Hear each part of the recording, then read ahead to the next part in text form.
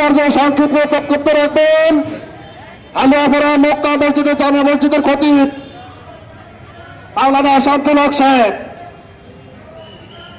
সম্মানিত উপস্থিতি, আজকে আমরা বিশ্ববাসীকে জানিয়ে দিতে চাই, আমরা মুসলমানরা কোনো দুর্বল নয়।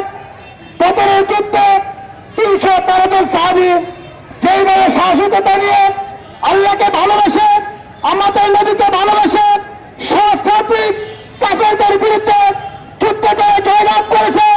এখন যদি বিশ্বের মুসলমানরা থেকে ওঠে, সারা বিশ্বের কাফেররা মুশরিকরা মুসলমানদের বিরুদ্ধে দাঁড়াতে পারবে না।